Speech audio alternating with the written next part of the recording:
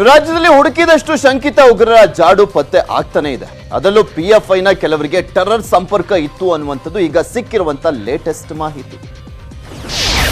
ಹಣ್ಣಿನ ವ್ಯಾಪಾರಿ ಸೋಗಿನಲ್ಲಿದ್ದ ಶಂಕಿತ ಉಗ್ರ, ಕೊಪ್ಪಳದಲ್ಲಿ ಶಂಕಿತ ಐಸಿಸ್ ಉಗ್ರನ ಬಂಧನ.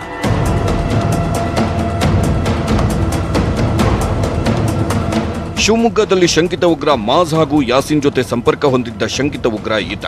ಹೆಸರು ಶಬ್ಬೀರ್. ಕೊಪ್ಪಳದ ಗಂಗಾವತಿಯಲ್ಲಿ ಹಣ್ಣಿನ ವ್ಯಾಪಾರ ಮಾಡುತ್ತಾನೆ. ಐಸಿಸ್ ಉಗ್ರ ಸಂಘಟನೆ ಪರ ಕೆಲಸ ಮಾಡುತ್ತಿದ್ದ. ನಿನ್ನೆ ರಾತ್ರಿ ಶಿವಮೊಗ್ಗ ಪೊಲೀಸರು ಯಾರಿಗೂ ಮಾಹಿತಿ ಕೊಡದೆ ಕೊಪ್ಪಳದಲ್ಲಿ ಶಬ್ಬೀರ್ನನ್ನ ಬಂಧಿಸಿದ್ದಾರೆ. ಏನಂದ್ರೆ ಇಲ್ಲಿ ಶಿವಮೊಗ್ಗ ಜೊತೆಗೆ ಉಗ್ರರ ಜೊತೆಗೆ ನಂಟಿದೆ ಅನ್ನುವಂಥ ಮಾಹಿತಿ ಮೇರೆಗೆ ಅಥವಾ ಅಂದಾಜಿನ ಮೇರೆಗೆ ಅವ್ರನ್ನ ಕರ್ಕೊಂಡು ಹೋಗಿದ್ದಾರೆ. ಅದೇ ಇಲ್ಲಿ ಯಾವುದೋ ಒಂದು ವ್ಯಾಪಾರ ಮಾಡ್ತಾ ಇದ್ದಾರೆ. ಗಂಗಾವತಿ ವಿಷಯದಲ್ಲಿ ಶಾಂತಿ ಇದೆ. ಯಾರೋ ಕೆಲವು ಕಿಡಿಗೇಡಿಗಳು ಅಥವಾ ದುಷ್ಕೃತ್ಯ ಮಾಡುವಂಥ ಕಾರ್ಯ ಮಾಡ್ತಾ ಇದ್ದಾರೆ.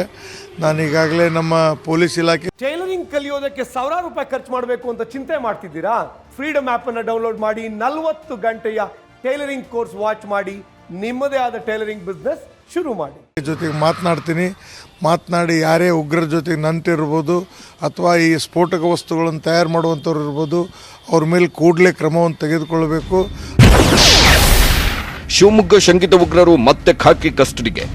ಶಿವಮೊಗ್ಗದಲ್ಲಿ ಶಂಕಿತ ಉಗ್ರರ ಬಂಧನಕ್ಕೆ ತನಿಖೆಯೂ ಚುರುಕಾಗಿದೆ.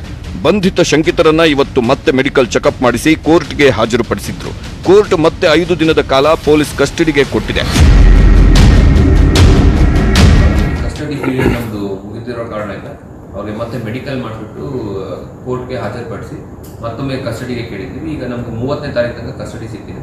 ನಮ್ದು ಇನ್ವೆಸ್ಟಿಗೇಷನ್ ಇನ್ನೂ ಮುಂದುವರೆದಿದೆ. ಇದಕ್ಕೆ ರಿಲೇಟೆಡ್ ಯಾರ್ಯಾರಿದ್ದಾರೆ ಇನ್ವಾಲ್ವ್ ಇದ್ದಾರೆ ಅಥವಾ ಯಾರ್ಯಾರು ಇವ್ರಿಗೆ ಪರಿಚಯ ಇರೋರಿದ್ದಾರೆ ಅವ್ರಿಗೆಲ್ಲ ನಾವು ನೋಟಿಸ್ ಮೂಲಕ ಕರೆದ್ಬಿಟ್ಟು ನಮ್ದು ಇನ್ವೆಸ್ಟಿಗೇಷನ್ ಕಂಟಿನ್ಯೂ ಮಾಡ್ತಾ ಇದ್ದೀವಿ. ಬೆಂಗಳೂರಿನಿಂದ ಪರಾರಿ, ದೆಹಲಿಯಲ್ಲಿ ಲಾಕ್. 3 ರಾಜ್ಯಗಳಿಗೆ ಬೇಕಾದ ಪಿಎಫ್ಐ ನಾಯಕನ ಗ್ರಿಲ್. ಮೊಹಮ್ಮದ್ ಅಶ್ರಫ್ ಬೆಂಗಳೂರಲ್ಲಿ ಎನ್ಐಎ ದಾಳಿ ನಡೆದಿದ್ದಾಗ ಪರಾರಿಯಾಗಿದ್ದ. ಕರ್ನಾಟಕ, ಜಾರ್ಖಂಡ್, ಒಡಿಶಾ ಸೇರಿ 3 ರಾಜ್ಯಗಳಲ್ಲಿ ಪಿಎಫ್ಐ ಸಂಚಾಲಕನಾಗಿ ಕೆಲಸ ಮಾಡುತ್ತಿದ್ದ. ಈತನನ್ನ ದೆಹಲಿಯಲ್ಲಿ ಬೆಂಗಳೂರು ಸಿಸಿಬಿ ಪೊಲೀಸರು ಅರೆಸ್ಟ್ ಮಾಡಿದ್ರು. ಉಗ್ರ ಸಂಘಟನೆಗಳ ಜೊತೆ ಸಂಪರ್ಕ ಇರೋ ಗಂಭೀರ ಆರೋಪವಿದೆ. ಇವತ್ತು ಅಶ್ರಫ್ನನ್ನ ಬೆಂಗಳೂರು ಕೋರ್ಟ್ಗೆ ಹಾಜರುಪಡಿಸಿದ್ರು. ಕೋರ್ಟ್ ಅಕ್ಟೋಬರ್ 3ರವರೆಗೆ ಸಿಸಿಬಿಗೆ ಒಪ್ಪಿಸಿದೆ. Bureau report, news 18 Kannada.